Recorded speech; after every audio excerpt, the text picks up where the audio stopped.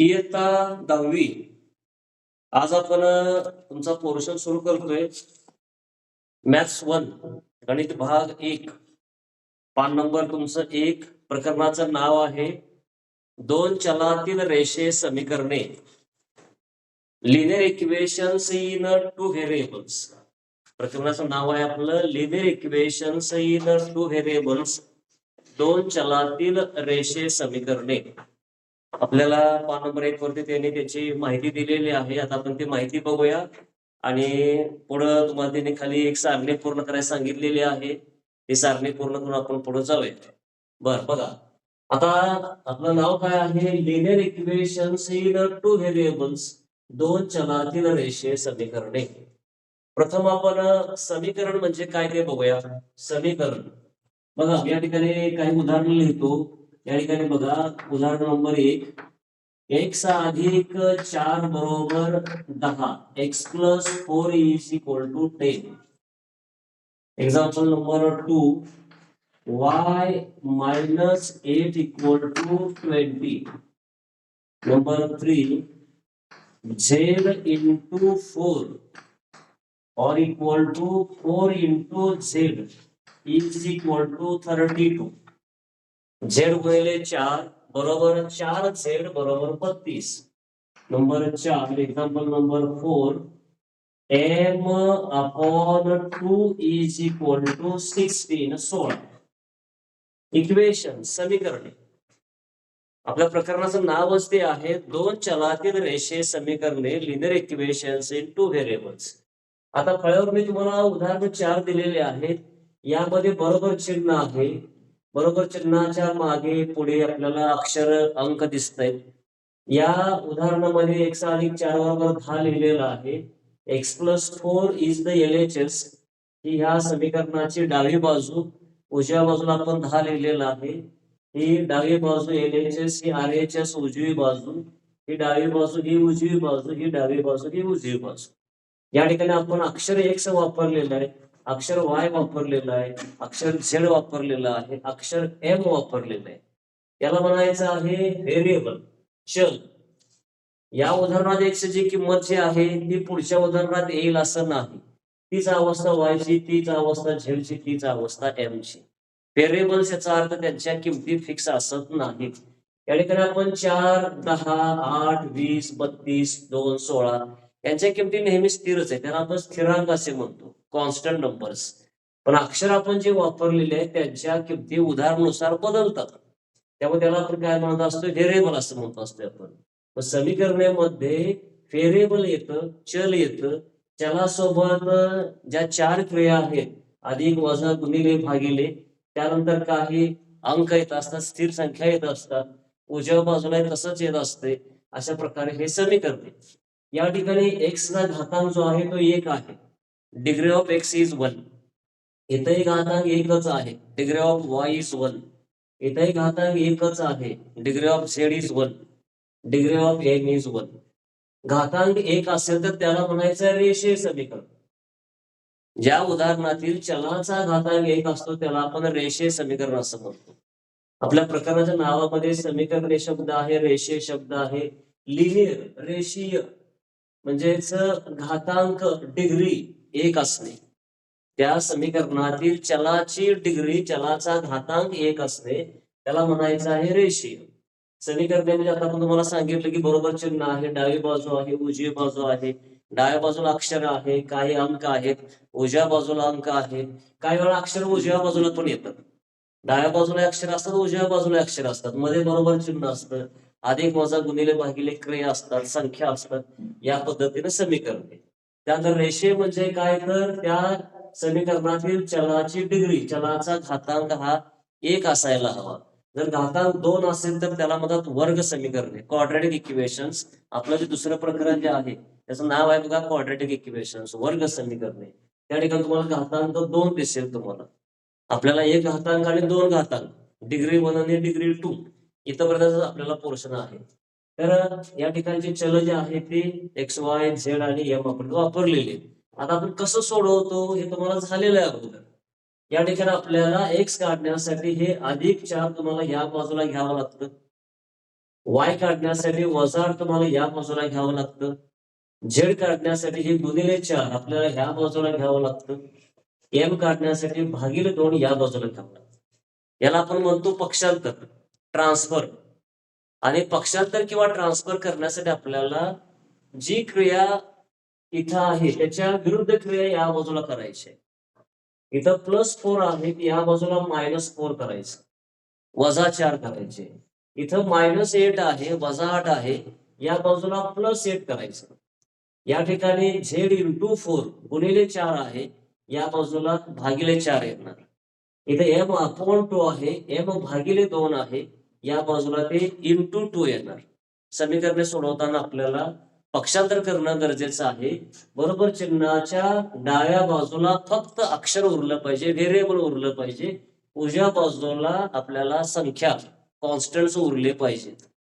त्यामुळे लागणाऱ्या ज्या क्रिया आहेत त्या क्रिया करणं गरजेचं आहे. हे +4 नको आहे, तुम्हाला या बाजूला घालवायचंय, ते -4 करायचं. याला म्हणायचंय पक्षांतर ट्रान्सफर असं म्हणायचंय. हे -8 नको आहे, या बाजूला आल्यावर +8 येतील. इंटू 4 नको आहे, त्या बाजूला आल्यावर अपॉन 4 येतील. इथं अपॉन 2 आहेत, या बाजूला आल्यावरती आपल्याला इंटू 2 दिसतील. असं हे एका चलातील समीकरण सोडवण्याची पद्धत. उत्तर आपण काय काढायचं राहते त्या ठिकाणी, आणि काढले तर सोपं आहे. 10 2 4 घालवले 6 आले, याचं उत्तर आलेलं आहे 6. हे 8 मिळाल्यावर अधिक होणार, 20 अधिक 8 म्हणजे 28 येणार. या ठिकाणी इंटू 4 आहे, इकडं अपॉन केल्यावरती 32 भागिले 4 म्हणजे 8 येईल. इथं अपॉन 2 आहे, भागिले 2 आहेत, या बाजूने गेल्यावर गुणिले 2 येणार, म्हणजे 16 गुणे काय येणार तुमच्या ठिकाणी 32 येणारे आहे. असे आपण या ठिकाणी उत्तर सुद्धा काढलेले आहेत. तर हे झालं एका चलातील रेषीय समीकरण. आपल्या प्रकरणाचं नाव काय आहे? Linear equations in 2 variables. 2 चलातील रेषीय समीकरण. फळ्यावर जे मी लिहिलेले आहे ते काय आहे? एका चलातील रेषीय समीकरण आहे. आपण समीकरणे म्हणजे इक्वेशनचा अर्थ बघितला, रेषीय म्हणजे लिनियरचा अर्थ बघितला, चल म्हणजे व्हेरिएबलचा अर्थ बघितला. आता काय झाले आपलं, हे एका चलातील आहे. आपल्याला प्रकरणाचं नाव आहे 2 चलातील 2 व्हेरिएबल्स. तर आता या ठिकाणी आपण एक छेद जे लिहिले त्याच्याऐवजी अजून एक या ठिकाणी वाढवायचं. त्या ठिकाणी समजा या ठिकाणी मी लिहिलं x + y = 10. 2 चल झाले बघा या ठिकाणी. म्हणजे अशा प्रकारची समीकरण आपल्याला ह्या प्रकरणामध्ये अभ्यासावयाचे आहेत, की ज्या ठिकाणी 2 चल आहेत. 2 चलातील रेषीय समीकरणे. एक चलाच्या ऐवजी 2 चल, आपली इंग्लिश अक्षर जे आहेत ए पासून झेड पर्यंतची, त्यात तुम्हाला कोणतीही 2 चल येणार, कुठलीही 2 येतील. त्याचं फॉर्मॅट जे आहे ते फॉर्मॅट या प्रकारचं आहे, ax अधिक by अधिक c, ax + by + c = 0. हे या ठिकाणचं फॉर्मॅट आहे. आपलं जे प्रकरणाचं नाव जे आहे linear equations in 2 variables, its format is ax + by + c = 0. Here a, b, c are real numbers, but a not equal to 0, b not equal to 0. a शून्य नाही, त्याच पद्धतीनं b सुद्धा शून्य नाही. x आणि y काय आहेत? ही चल आहेत. a, b, c या संख्या आहेत आणि x, y ही चल आहेत. a शून्य तुम्हाला आणि b शून्य घेता येत नाही, c शून्य चालू शकतोय. उदाहरणार्थ मी या ठिकाणी लिहिलं 3x + 2y - 5 = 0. 8x + 4y = 0. याला म्हणायचं आहे format ax + by + c = 0. Linear equations in 2 variables. x आणि y ही 2 चल 2 व्हेरिएबल्स, त्यांचा सर्वांचा घातांक, x चा घातांक 1 आहे, y चा घातांक सुद्धा 1च आहे. Degree of x is 1, degree of y is 1. a is 3 which is not equal to 0. b is 2 which is not equal to 0. a शून्य नाही पाहिजे, b शून्य नाही पाहिजे, c तुमचा शून्य चालतोय. कारण या ठिकाणी बघा 8x अधिक 4 बरोबर मी शून्य लिहिलेलं आहे. a म्हणजे या ठिकाणी 8 आला, b म्हणजे 4 आला, c म्हणजे या ठिकाणी काय येते? शून्य येते. बघा 8x 8x अधिक 4y 4y + 0 = 0. सी आपल्याला शून्य चालतोय, पण ए आणि बी मात्र आपल्याला शून्य घेता येत नाही. मध्ये समीकरण या प्रकरणात ते येत नाही. Linear equations in two variables, दोन चलातील समीकरण. समजा मी असं लिहिलं 0x plus 4y is equal to 20. आता 0x लिहिल्यामुळे काय झालं, तुम्हाला नेम माहित आहे पूर्वीपासून, 0 गुणिले x म्हणजे शून्यच झालं. म्हणजे x हे जे व्हेरिएबल आहे, चल जे आहे ते निघूनच गेलं. राहिलं काय 4y 20. 4y म्हणजे एकच व्हेरिएबल राहिलं, एकच चल राहिलं. तुमच्या प्रकरणाचं नाव काय आहे, टू व्हेरिएबल्स, दोन चले. त्यामुळे इथं हे 0x आपल्याला घेता येत नाही. त्याच पद्धतीनं समजा असं लिहिलं x अधिक 0y बरोबर 10. या ठिकाणी आपण 0y लिहिलं, 0y लिहिलं म्हणजे हे पदच नाही झालं. मग x इक्वल 10 आलं. मग काय झालं, हे एका चलाचं समीकरण झालं. This is the equation in one variable. तर हे चलच नाही झालं, म्हणजे हे व्हेरिएबल नाही झालं. या ठिकाणी x हे व्हेरिएबल नाही झालं, या ठिकाणी y हे व्हेरिएबल नाही झालं. त्यामुळे काय झालं, एका चलातील समीकरण झालं. समजा आपण असं जर लिहिलं, बघा लक्ष द्या, 4x plus 8y minus 3xy is equal to 32. आता या ठिकाणी आपण चल दोनच वापरलेले, 4x 8y इथं 3xy. तुम्हाला चल तर दोनच दिसतात, x आहे y आहे, xy आहे. तर हे या प्रकरणात येऊ शकतं का, तुम्ही सांगा मला. म्हणजे ह्या आपली जी व्याख्या आहे त्यामध्ये येऊ शकतं का, येईल का, तुम्ही बोलायचं आहे. असेल तर होय म्हणून सांगा, नसेल तर नाही म्हणून सांगा. येऊ शकतोय. बर, सर्वांचं मत हेच आहे का, काय वेगळं कुणाचं आहे याच्यापेक्षा?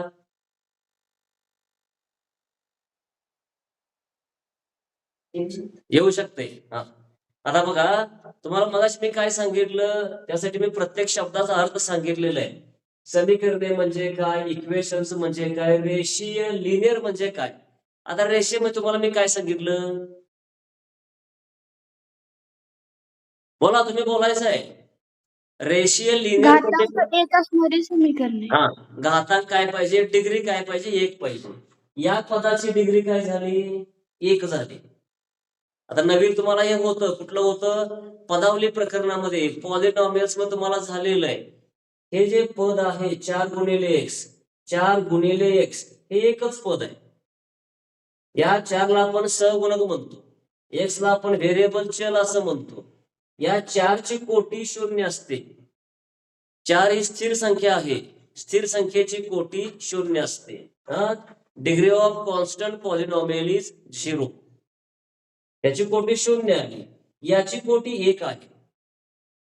या x ची कोटी किंवा डिग्री ऑफ x इज 1. इथं कायच लिहिलेलं नाही, म्हणजे 1 आहे. त्या 4 स्थिर संख्या असल्यामुळे त्याची कोटी शून्य झाली. मग एकूण पदाची कोटी किती झाली, तर 1 झाली. कशी 1 झाली, याची अधिक याची. या 4 ची शून्य, या x ची 1, 0 अधिक 1 म्हणजे 1. या पदाची कोटी झालेली आहे 1. Degree of 4x is 1. Similarly, degree of 8y, 8 is constant, degree 0. Y is variable, degree is 1. 0 plus 1 means 1. 8y हे जे पद आहे त्यामध्ये 8 ची डिग्री जी आहे, 8 ची जी कोटी आहे ती 0 आहे. y ची जी कोटी आहे ती 1 आहे. 0 अधिक 1 म्हणजे 1. याची काय झाली, 1 झाली. बरोबर आहे. तुमच्या नियमात काय आहे, रेषीय म्हणजे लिनियर. या पदाची डिग्री किंवा कोटी काय पाहिजे, 1 पाहिजे. ह्या दोघांची आली. आता इथं बघा, या 3 ची किती आहे, 0 आहे. या x ची किती आहे, 1 आहे. या x ची किती आहे, 1 आहे. मग एकूण किती झाले कोटी, याची डिग्री किती झाली, एकूण 0 अधिक 1 अधिक 1, 2 झाले. बघा, डिग्री काढताना ह्यांची बेरीज करायची असते. कोणाची, या सर्वांच्या डिग्रीची बेरीज करणे, या सर्वांच्या कोटीची बेरीज करणे. मग तुम्हाला ह्या पदाची कोटी मिळते. या 3 ची 0 आहे, degree of 3 is 0 because it is constant. Degree of x is 1, degree of y is 1, 0 plus 1 plus 1, 0 अधिक 1 अधिक 1, म्हणजे काय झालं, ह्याची डिग्री झाली 2. तुम्हाला मगाशी मी काय सांगितलं, डिग्री काय पाहिजे, एकच पाहिजे. Linear degree is 1, then called linear. जर एक कोटी असेल तर त्याला म्हणतो आपण लिनियर रेषीय म्हणतोय, पण ह्याची होते 2, त्यामुळे आपले ह्या नियमात हे बसत नाही. हे लिनियर इक्वेशन इंटू व्हेरिएबल्स नाही, येत नाही, ह्या नियमात येत नाही, लक्षात घ्या. हा, आता अजून एक उदाहरण या ठिकाणी लिहितोय. 8 upon x minus 5 upon y is equal to 10. आता हे येणार का, आपल्या नियमात हे येतंय का, तुम्ही बोलायचंय. मी काही नाही. गडबड नाही करायची सर. नाही आपल्याला. हा बोला. नाही. हे नाही येत नाही, का येत नाही बरं, नाही. येत का नाही उत्तर सांगा मला. 8 आहे का नाही, 8 न मल्टिप्लाय व्हायला पाहिजे एक्स न. बर, 8 न एक्स ला मल्टिप्लाय व्हायला पाहिजे. आता हे जे लिहिलंय का नाही, हे बघा, हे आपल्याला असं लिहिता येतं, 8 into 1 upon x minus 5 into 1 upon y is equal to 10. आपण हे असं मल्टिप्लाय लिहू शकतो. 8 अपॉन एक्स, 8 भागिले एक्स म्हणजे 8 गुणिले 1 भागिले एक्स आलं, मायनस 5 अपॉन वाय म्हणजे मी मायनस 5 इंटू 1 अपॉन वाय लिहिलं, मल्टिप्लाय लिहिलं आपण. आता काय पाहिजे मग,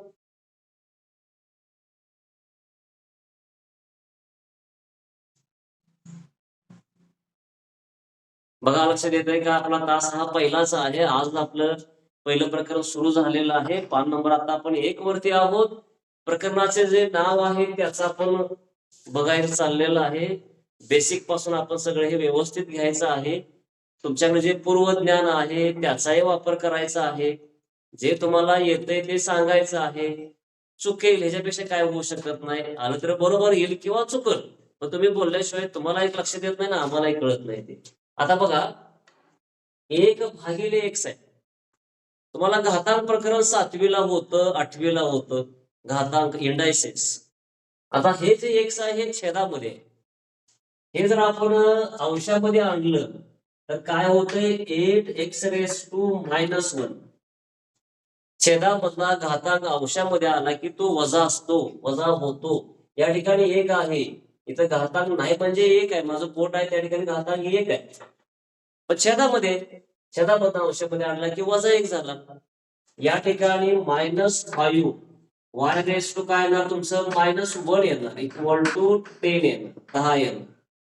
मग ह्याची डिग्री झाली -1 -1, याची पण डिग्री झाली -1 -1च झाली. पण तुमच्या नियमात काय सांगितलं, डिग्री काय पाहिजे, 1 पाहिजे, रेषीय लिनियर, त्याचा घातांक 1 पाहिजे. घातांक 1 आहे, 1 आहे, इथे 1 आहे, इथे 1 आहे. घातांक म्हणजे डिग्री काय पाहिजे, 1 पाहिजे, त्यावेळी त्याला म्हणायचंय लिनियर इक्वेशन. त्यामुळे इथं काय होतंय, -1 येतोय, इथं -1 येतोय. त्यामुळे छेदामध्ये जर अक्षर असेल तर सुद्धा आपल्याला या ठिकाणी लिनियर इक्वेशन म्हणता येत नाही. म्हणजे आपल्या संकल्पनेनुसार त्याला आपल्याला लिनियर इक्वेशन इन 2 व्हेरिएबल्स म्हणता येत नाही. 2 चलातील रेषीय समीकरण असं म्हणता येत नाही. आपलं जे फॉर्मॅट आहे ते खूप महत्वाचं आहे. हे तुम्हाला नेहमी लक्षात ठेवायचंय. ax plus by plus c equal to 0, a not equal to 0, b not equal to 0. हे जे फॉर्मॅट आहे ते कायम ह्या प्रकरणात लक्षात ठेवायचं आहे. भरपूर मोठं प्रकरण आहे, भरपूर उदाहरणं आहेत, प्रॅक्टिस सेट्स आहेत, पुढे मिसलेनियस आहे. आपल्याला संपूर्ण घ्यायचं आहे, पण संपूर्ण प्रकरणभर आपलं हे फॉर्मॅट महत्वाचं आहे. आता त्याने उदाहरणांच्या मध्ये काय केलेलं आहे, तर हे जे फॉर्मॅट आहे ते चेंज करून काय केले त्याने, तर सी पुढच्या बाजूला घेतलेलं आहे. म्हणजे आपल्याला उदाहरणं सोडवताना एक्स अधिक b y is equal to c अशा प्रकारे त्याने वापरलेला आहे. एक्स अधिक बी वाय बरोबर सी, म्हणजे बरोबर चिन्हाच्या डाव्या बाजूला एक्स आणि वाय घ्यायचं आणि उजव्या बाजूला स्थिर संख्या कॉन्स्टंट टर्म घ्यायची. This is the LHS of the equation, this is the RHS. To LHS write variable x and variable y, and to the right constant term. समीकरणाची जी डावी बाजू आहे LHS, डावी बाजू, या बाजूला x आणि y लिहायचं, उजव्या बाजूला काय लिहायचं आहे, स्थिर संख्या, स्थिरांक लिहायचं आहे. शक्यतो x पहिल्यांदा लिहा, y दुसऱ्यांदा लिहा. समजा ए बी अक्षर असतील तर ए पहिल्यांदा लिहा, बी नंतर लिहा. समजा MN असेल तर M अक्षर पहिल्यांदा लिहा, N अक्षर नंतर लिहा. जसं इंग्रजी आपले अल्फाबेट जे आहेत, अक्षर जे आहेत ए पासून Z पर्यंतचे, ए पहिल्यांदा येते, बी दुसऱ्यांदा, सी तिसऱ्यांदा. हा जो सिक्वेन्स आहे, हा जो क्रम आहे, त्यानुसार तुम्ही पहिलं येईल ते अक्षर त्यामध्ये पहिल्यांदा लिहा, दुसरं येईल दुसऱ्यांदा लिहा. आणि अक्षराखाली अक्षर लिहायचं, एक्स खाली एक्स लिहायचं, वाय खाली वाय लिहायचं. एक्स खाली वाय घेऊन लिहायचं नाही किंवा वाय खाली एक्स घेऊन लिहायचं नाही. लिहिताना एक्स खाली एक्स घ्यायचं, वाय खाली वाय घ्यायचं, बरोबर चिन्हाखाली बरोबर चिन्ह घ्यायचं, संख्येखाली संख्या घ्यायची. आणि मग तुम्हाला जे काय सोडवायचं ते पुढे सोडवायचं आहे. तर हे मेन फॉर्मॅट, आणि त्याचं पण हे आपलं प्रकरणामध्ये पुढे एक्झरसाइज सोडविताना तुम्हाला अशा प्रकारे तुम्हाला एक तयार केलेलं दिसेल. तर मुळात हे लक्षात तुमच्या आलं का बघा. तर आता काय करा, पान नंबर 1 वरचं पहिलं वाक्य आणि दुसरं वाक्य तुम्ही तुमच्या वहीमध्ये लिहून घ्या. मग आपण पुढली सारणी पूर्ण करूया.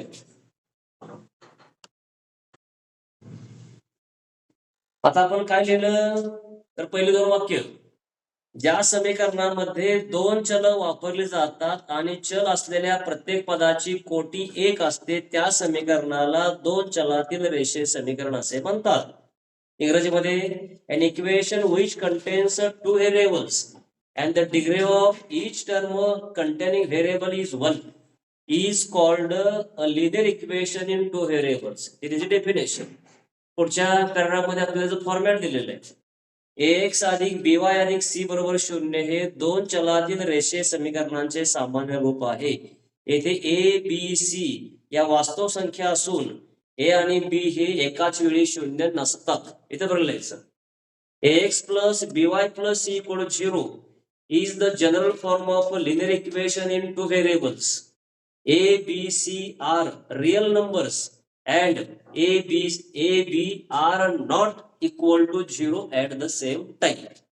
हे तुमचं लिहून झालेलं आहे. त्याच्या खाली तुम्हाला काय म्हटलेलं आहे, activity complete the following table, खालील सारणी पूर्ण करा. तर सारणी मी फळ्यावर लिहिलेलं आहे, मराठीत लिहिलेलं नाही तर तुम्ही मराठी पुस्तकातलं बघून मराठीवाले लिहून घ्या. नंबर म्हणजे क्रमांक, इक्वेशन म्हणजे समीकरण, is the equation a linear equation in 2 variables question mark. मग तिथे प्रश्न विचारलेला आहे. ठिकाणी काय प्रश्न विचारलेला आहे, तर 2 चलातील रेषे समीकरण आहे की नाही. तुमचं उत्तर आहे नाही अशा पद्धतीचं आहे किंवा नाही, जे काय आहे ते आपल्याला या ठिकाणी लिहायचं आहे. हा, तर आता तुम्हाला व्याख्या दिली, फॉर्मॅट सगळं सांगितलं. पहिलं 4m अधिक 3n बरोबर 12. आपलं समीकरणाचं प्रकरण नाव काय आहे, इक्वेशन्स इन 2 व्हेरिएबल्स. इथं बरोबर चिन्ह आहे, उजवी बाजू आहे, डावी बाजू आहे. m आणि n ही 2 चल आहेत, व्हेरिएबल्स आहेत. हा कोएफिशियंट आहे, हा कोएफिशियंट आहे, हे कॉन्स्टंट टर्म आहे. याची डिग्री 1 येते, याची डिग्री 1 येते. मग आज तुम्हाला सगळं सांगितलेलं आहे. 4 ची 0 आली, m ची 1 आली म्हणजे एकूण 1 आली. याची 3 ची 0 आहे, n ची 1 आहे म्हणजे ह्या पूर्ण पदाची 1 आली. डिग्री 1 आली, डिग्री 1 आली, चलाची डिग्री 1 पाहिजे. हा, मग हे काय म्हणणार आपण, आहे. तुमच्या पुस्तकाचं उत्तर लिहून दिलेलं आहे, एस म्हटलेलं आहे बघा, आहे. तर या ठिकाणचं हे 2 चलातील रेषे समीकरण आहे. येस. आता पुढे तुम्ही बोलायचं आहे, हे दुसरं आहे की नाही. नाही. नाही का नाही, तिथं स्क्वेअर दिलाय. बरोबर. या ठिकाणी तुम्हाला एक्स ला वर्ग दिलाय, स्क्वेअर दिलाय, म्हणजे याची डिग्री काय झाली, 2 झाली. तुम्हाला डिग्री किती पाहिजे, 1 पाहिजे. याची डिग्री 2 आल्यामुळे हे नाही. इथल्या ह्या कंसात लिहा नो, नाही. या ठिकाणी हे आपल्या नियमात येत नाही. याची डिग्री 2 आहे, त्यामुळे हे 2 चलातील रेषे समीकरण नाही. This is not equation in 2 variables. बर, पुढे तिसरं तुम्ही सांगायचंय, बघूया चुकू दे किंवा बरोबर येऊ दे, बोला. येस. आहे की नाही, आहे. आहे, कारण x ची डिग्री 1 आहे, y ची डिग्री 1 आहे. वर्गमूळ चिन्ह 2 ला आहे, x ला नाही. पुस्तकात क्लिअर बघा. x जे आहे ते वर्गमूळ चिन्हाच्या बाहेर आहे. इथं y जे आहे ते सुद्धा वर्गमूळ चिन्हाच्या बाहेर आहे. म्हणजे ह्याची डिग्री 1 आहे, ह्याची डिग्री 1 आहे. डिग्रीला मराठीमध्ये कोटी असे म्हणतात. कोटी डिग्री 1,000 लक्षात घ्या. तर ह्या ठिकाणी हे काय तुमचं उत्तर आलं? एस. आपलं उत्तर आलेलं आहे या ठिकाणी होय किंवा आहे. पुढे नंबर 4 तुम्ही सांगायचंय. नाही. नाही. का नाही? X a is equal to 0. हा, बरोबर आहे. या ठिकाणी एच 0 दिलेला आहे तुम्हाला आणि नियमात काय सांगितलं? ए 0 नाही पाहिजे. ए नॉट इक्वल टू 0. इथे ए 0 आलेलं आहे, त्यामुळे उत्तर तुमचं काय आलं? नाही. नो. हे आपल्या उत्तर नाही, म्हणजे नियमात बसत नाही. नाही. ठीक आहे. नंबर 5 नाही. नाही. तर या ठिकाणी काय आहे? 0y आहे, म्हणजे बी 0 आलं. बी 0 आलं, इथं 0y आहे, बी 0 आहे, त्यामुळे सुद्धा काय तुमचं येते? नाही असेल उत्तर येते. नाही. ठीक आहे. पुढं आता क्रमांक 6 नाही. नाही. का नाही? तुम्हाला मगाशी सांगितलंय मी. त्याला भागिले अक्षर आहे, भागिले अक्षर आहे, म्हणजे डिग्री काय झाली त्याची? -1 झाली. छेदामधनं अंशामध्ये घेतल्यावर फॉर्मॅट जे आपलं आहे ते ax अंशामध्ये, by अंशामध्ये, या अंशामध्ये घेतलं -1 झालं, ह्या अंशामध्ये घेतलं -1 झालं, त्यामुळे आपलं उत्तर नाही. नो. नाही. बर. लास्ट एक्झाम्पल, शेवटचं. 4xy -5y -8 = 0 आहे की नाही? नाही. नाही. इथे एक्स वाय आहे ना, एक्स गुणिले वाय आहे. एक्स सेपरेट पाहिजे होतं, इथं वाय नाही पाहिजे होतं. वाय नाही पाहिजे होतं. या ठिकाणी एक्स सेपरेट असतं भय पडलं असतं आपण. इथं एक्स वाय एकत्र लिहिले म्हणजे गुणिले लिहिलेलं आहे, त्यामुळं हे तुमचं उत्तर काय आलं? नाही. या ठिकाणी हे नाही उत्तर लिहा, नो असं उत्तर लिहा या ठिकाणी. तर आपण ही सारणी आता पूर्ण केलेली आहे. या ठिकाणी आपलं पान नंबर 1 संपतंय. काय शंका असेल तर तुम्हाला वरती फोन नंबर दिसतोय, या नंबरवरती फोन करू शकताय. संपूर्ण आपण पहिल्या पानावरच व्याख्या. हा, बोला. ते 4xy ते y इकडेच येत नाही, 5y इकडं. कसं येणार? मध्ये मायनस चिन्ह आहे ना, हे मध्ये मायनस चिन्ह आहे, त्यामुळे हे इकडे कसं येईल? नाही येणार. मध्ये वजा चिन्ह आहे, त्यामुळे वाय तुमचं इकडे येत नाही. हा, ती जागाच बदला आपल्याला येत नाही तिची. मध्ये प्लस मायनस असल्यामुळे असेल तर आपल्याला अशी जागा बदलायला येत नाही. वाय तुमचं इकडं असं इथे येऊ शकत नाही. ते कधी आलं असतं? जर 4y असतं तर, म्हणजे ते एक्स नसतं तर 4y -5y म्हणजे -1y आलं असतं बेरीज तिची. एक्स नसतं तर हे 4y हे -5y, 4y -5y म्हणजे काय तुमचं येणार? -1y येणार. अशा पद्धतीने आपल्याला आलं असतं ते, पण असं होत नाही. ठिकाणी एक्स वाय आहे त्या ठिकाणी. तर या ठिकाणी आपलं हे पान नंबर 1 तुमची सारणी सह सगळं संपलेलं आहे. काय शंका असेल तर वरती फोन आहे, ते फोनवरती फोन